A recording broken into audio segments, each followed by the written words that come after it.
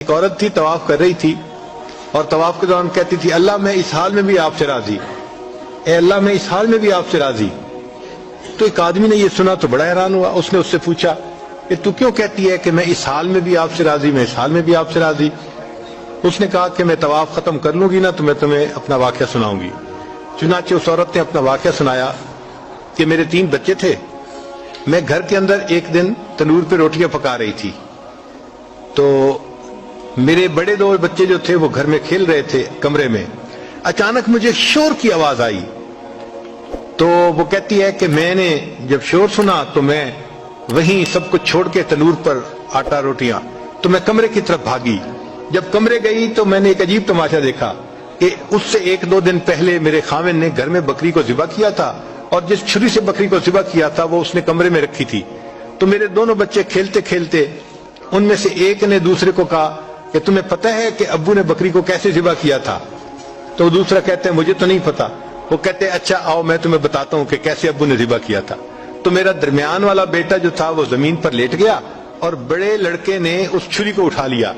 اب وہ چھوٹا بچہ تھا اور اس کو پتہ نہیں تھا کہ چھری کتنی تیز ہے، چنانچہ اس نے اس کے گلے پہ جو چھری چلائی تو گلا تو فوراً کٹ گیا اور خون کا فوارہ چھوٹنے لگا۔ اب جب خون نکلا تو شور ہوا اور میں بھاگی ہوئی آئی تو میں نے دیکھا کہ میرا بچہ خون میں لت پت پڑا تھا اور اس کی جان نکل چکی تھی۔ اب میں نے سوچا کہ میرا بڑا بیٹا کہاں ہے جس نے یہ حرکت کی تھی؟ وہ ڈر کے بھاگ گیا تھا اور کہیں چھپ گیا تھا۔ کہنے لگی میں نے اسے دوسرے کمروں میں دیکھا تو کہیں نظر نہیں آیا۔ جب صحن میں آئی تو وہاں میں نے تنور کے لیے کچھ لکڑیاں رکھی ہوئی تھیں، ان لکڑیوں کے پیچھے وہ جا کے چھپا تھا۔ کہنے لگی میں نے پیچھے سے اس کو جا کے جب دیکھا تو اس نے مجھے کوئی جواب نہیں دیا۔